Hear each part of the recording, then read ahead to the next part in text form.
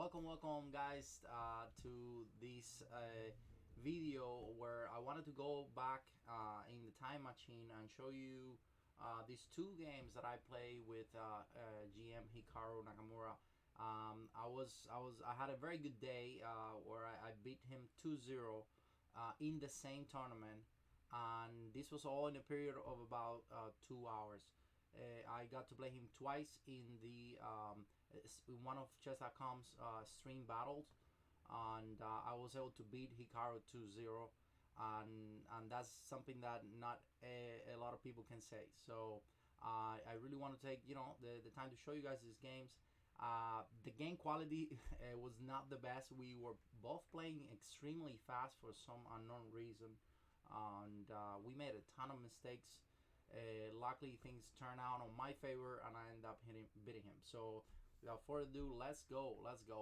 This was the first game of this, the first time we encounter each other in this tournament, and it was the third game I ever played with Hikaru on chess.com, and possibly ever. So, actually, maybe not, because we went back in we probably played before, but I just don't remember exactly.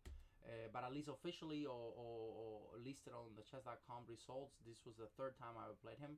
So he decided to go for a Caro-Kann, and I played knight c3, even though I usually play e5, but I wanted to play something a little more solid, and he chose this line that now is pretty popular.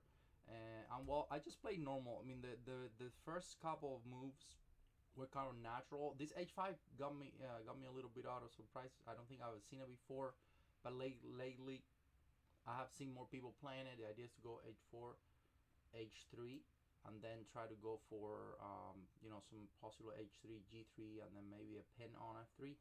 I just continue my development. I played queen e2, in fact, with the idea that maybe he would play queen e7, trade the queens, and play for the 4 versus 3. And I mean, he keeps developing, keeping the material, keeping the pieces alive, so that there's more initiative. And of course, he wants to play h3, and it's not really necessary for me to stop h3. But why would I allow h3? There was honestly no need. He just made 1-2 moves with this pawn. It's easy for white to just play h3, not let h3 happen. So far, nothing special. Queen e7. I castle short, another very natural move, because long castling here will be a little dangerous. Knight d7, and that's kind of what I'm sure he wanted me to do. So of course this becomes a problem, so I will have to make another weird move with the pawn, maybe even a c4. There's checks. No need to complicate myself, so I decided to short castle. So after short castle, he goes knight d7. I played rook e1, another natural move. Again, nothing big here. Castle. And here the best move supposedly was b4. I'm not really sure why, but of course, I mean, I don't know the specifics, but it makes sense to go for b5 and create some attack on the king's side. Black, on the other hand, was probably gonna go g5, g4. That's what I was worried about in the game. Instead, I decided to go for c4, and it worked out to be the best move, because you see what he does. After c4, I am threatening d5 and winning a piece. No, pawn takes pawn, queen takes queen, and he can resign. Right? It's just a minor piece. Down a bishop is over. So what can he do here? Well, it's not so easy. I think his best move here was queen f8, which doesn't look like fun. Or something like bishop b4, for example, will give me a slightly edge, because again, I'm almost out of pawn on this side. Plus, I still have my d5. Plus, it feels like I have more attack. It's easy for me to create an initiative on this side than it is on this side for him. So he makes a blunder after c4, thinking that, oh wait, if my queen is unprotected, let's protect the queen. Rook d8, double question mark, the worst possible move you can make here. And of course, after rook d8, I got this amazing tactic that I know it's very simple, but it's cool to do it against Hikaru. Bishop takes d5, and bam, queen c2. Check. This core attack. The queen is gone. After this got a little intense. Of course, I'm completely winning. I mean, I would win this game, a million times. But you know, you're playing Hikaru. It's not that easy. You know, you feel the pressure. He's playing super fast, super fast, super fast all the time. And for some unknown reason, I was also playing fast. If you can look at the time on chess.com of the game, and you notice how we're both playing almost instantly, which makes no sense, especially for me because I don't need to play that fast. I think we finished the game with like more than 2 minutes each, which is ridiculous, right? Almost like a bullet game. So, but of course, I keep playing. I try to make as much natural moves as I can because I still want to be Hikaru and nothing. And it's some, you know, it's a lot better if you're up a queen to keep it simple. But then I just keep making kind of weird moves. Like for example, I missed bishop takes a7. That's I have no idea why was that, but I missed it. So he goes queen f4, and then he goes knight c5. Well, I trade the knight. Bishop takes knight. Bishop takes bishop. Something I forgot to mention is that this was a 3-minute game, so it was a blitz 3+0, no increment. So there was a lot of time for me to finish this game, and I just kept playing fast. So now he's again completely losing. I take the pawn. Now he wants to get the double pawns. I don't even allow that. This is all easy, right? Well, rook d. I played bishop c4. A move that was probably not necessary. I could have played rook d1 maybe, and then try to get rid of the file. But I let him get in here. That was kind of already a mistake. He might sack now, and who knows? I don't know why I felt the, you know, you feel the pressure for some unknown reason. I played before another not really necessary move, but I'm just trying to make it so easy for myself. It's like, you know, I just want to beat this guy. I don't want to complicate myself, and this seemed somehow in my mind more simple than being up a queen. But okay, who knows? And then I played rook d1, almost forcing him to do rook takes pawn, which would have been better for him because at least he gets the queen back. But no, he decided to go rook, bishop takes f2, king f1, rook b2, and then here I kind of blunder again. In my mind, I was like, oh, well, queen d3, completely winning. But then he goes a6, and I just keep making it hard for myself. There's no queen d8 mate, so I go queen c3, thinking, oh, shoot, finally I found something that wins instantly because I just wanted to finish the game. It was like this weird feeling, no? And then after this, queen c3, it feels like I am finishing the game because I'm taking the rook. The rook is protecting the bishop. His rook is trapped, but he finds rook f5, and I'm like, what the heck? Now I cannot take the rook because bishop d4, and then he equalizes the game, and it's just this guy keeps finding some weird moves. So I went back to d3, realizing that I made a mistake, and then he didn't go back to e5, which would have lost the game. I would have found something, and it was just completely winning. But he plays g6 instead, and finally I was able to distract these rooks from the pin, from the score attack by playing the move g4, and that was very, very, very good. At this point I'm like, okay, finally I stop all his tricks. So now of course rook f4 is not possible with queen d6 check, and I win. Rook e5 is also not possible because I go queen c3, and that's exactly the end of the game. So this was the first game we played, and I felt really good. My score on chess.com at that point was 2-1. I beat him once in the Pro Chess League. He beat me once on the Pro Chess League. Then we played the third time I beat him, and here we go for the fourth time against Mr. Hikaru, and he plays a weird line too. I mean, I think he really wanted to like beat me up, you know, and just like play whatever. And it's not the first time he played this close Sicilian. We actually played it after he beat me, but I was also winning. And you know, next time I played knight c6 against him. But this time for some reason again playing d6, and it's this nerve, right?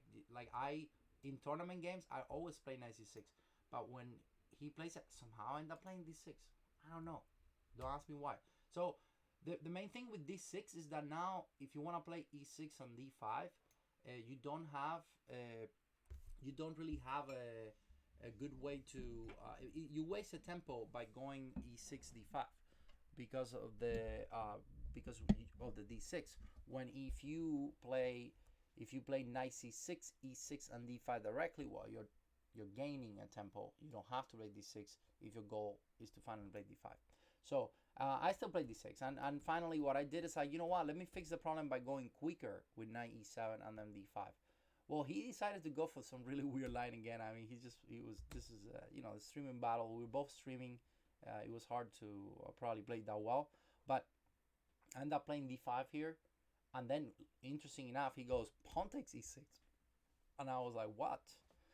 No way! You just give me a bishop, and I couldn't see why not. So I just took the bishop, and I was completely right. This makes no sense. I mean, he should have played d3 maybe, and instead of f5 and go back, or bishop b5 at least. F5 d5, something like this would be okay maybe, because then I can take. So I think the whole line was weird. Maybe he should have played d3 before f5. F5 was probably too early. But anyway, I played d5. Pawn takes bishop, pawn takes pawn, king takes castle. And yes, he looks like he's having something, but is it really? Because he gives me one check, and I go king g8, and then knight f7. So the threat is really knight g5 check, king g8, knight f7. Not really. Even if he gets my rook, I'm still better because I have a bishop and knight for a rook. So I decided to, of course, get out of that discord attack, play king g8, and at this point I'm completely winning. Move 9 of a blitz game with Hikaru. I'm completely winning already after beating him on the first game. And he goes knight g5, but well, what does that do? I just played knight 5, completely winning. I mean, so I was shocked because it feels weird, to beat someone who is definitely one of the strongest, if not the strongest blitz players in the world online, and definitely on the top three in the world.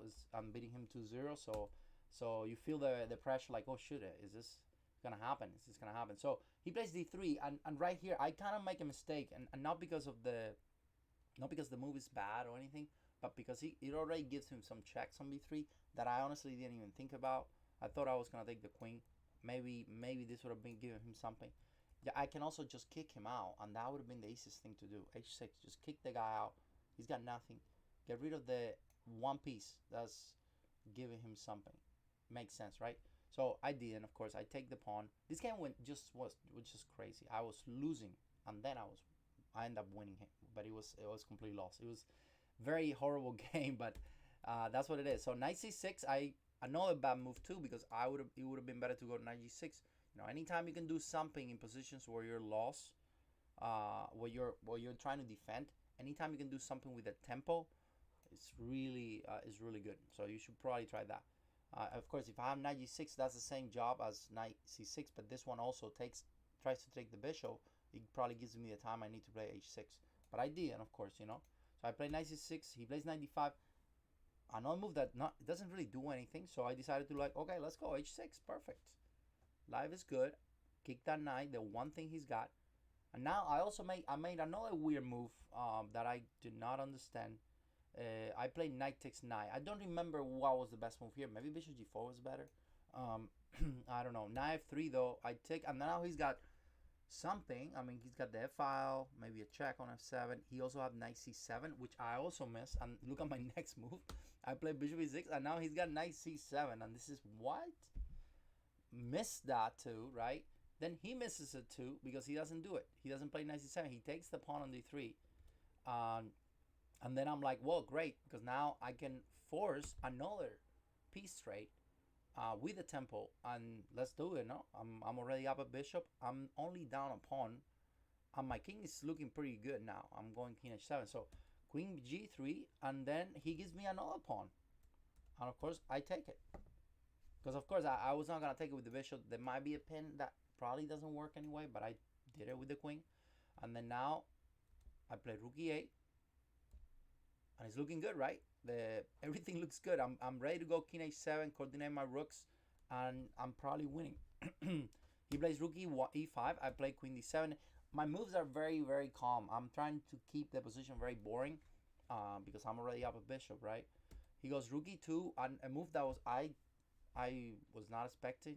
He was probably gonna go rook f2. And then I got excited and super quickly played bishop c4, and there was no need for me to play bishop c4 because he still have rook d2. But okay, that still works. I'm completely winning. And for some insane reason that I don't know, even now, as looking at this game, I'm like, why in the freaking world I played this move, g5? I have no idea. This is the weirdest freaking move you can ever play in a position where you're trying to keep the things boring. King h7, right? And then bishop e7, or a combination of the two. The guy is not doing anything. Rook d6 is not possible. Rook d7 might be possible, but I have rook e7. So can you tell me why not king h7? Well, of course, king h7 is completely winning. So I played g5, which was completely insane for no reason. And now he obviously has h4, and then now things are getting a little more difficult for me because now he's taking the pawn, and I still have to coordinate my rook. So anyway, I'm still better. I'm definitely winning, but this g5 move already kind of tells you the feeling that I am. When I was playing this game, it was very hard. It was like I feel that I was gonna lose and that I was gonna blunder something. And anyway, pawn takes pawn, queen takes g5. I'm still winning. He only has a pawn, and I have an entire bishop. So what can I do? Well, how about the simple queen f6 that I missed completely also? And remember, we have like 2 minutes each, maybe even more than that. There's no excuse to how bad we're playing. No excuse. We're just playing super fast. There's no time trouble. There's no complex position to play here neither. I just don't get it. It was like, I don't know why we were playing so fast, but anyway, I played rook f8, horrible move. Now he goes rook d7, and then I make the losing move of the game, the losing move because I got a complete lost position. I played rook f7, question mark. He goes rook d8 check, and the problem is that what I miss a lot of things, but I can still go rook f8, rook d7, rook f7, and then here I'm thinking, well, I'm okay with the draw because I don't see anything else. I mean, he's checking me. I cannot go up. As you can probably tell, if I go rook king h7, he goes queen h5. Something like bishop h6, and then maybe rook d6. This doesn't look like fun. I'm definitely losing that one. So I don't have a choice. I have to play rook f8. So I play rook f8, rook d7, rook f7. He goes rook d6. And here I'm kind of demoralized a little bit because I'm like, man, how can I not win this position without a bishop? It's insane, right? So I see, I think I saw something. I saw like a queen f5. Yeah, I think I saw this. That looks like interesting. Rook d8 check, but then rook f8 loses because queen takes queen. King h7 is the only move. Queen h4, king g6, and then he's winning this game. So in my shorter tactics, I somehow told myself that this move was okay. Queen e7, the worst possible move I can make, and now I'm completely lost. It's not even an equal. No, this is completely lost now. I should have played queen e2, but that's kind of a tough move to see here. It's tough to see queen e2, but okay. I played queen e7. This is so funny though. Look at this. I won this game. Rook d8.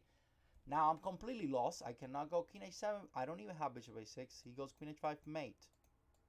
So I said, well, let's go lose the queen. So now I'm down a queen for a bishop and a rook. And no compensation because I don't have a tactic. I have nothing here. Then he goes bishop e5, and I'm okay. Well, rook h7. I was honestly thinking about resigning, but this move actually gave me a hope that maybe bishop takes bishop, rook takes g7, and maybe I can somehow put that bishop on c6. I don't know. I don't remember exactly what I was thinking, but I was just making moves, right?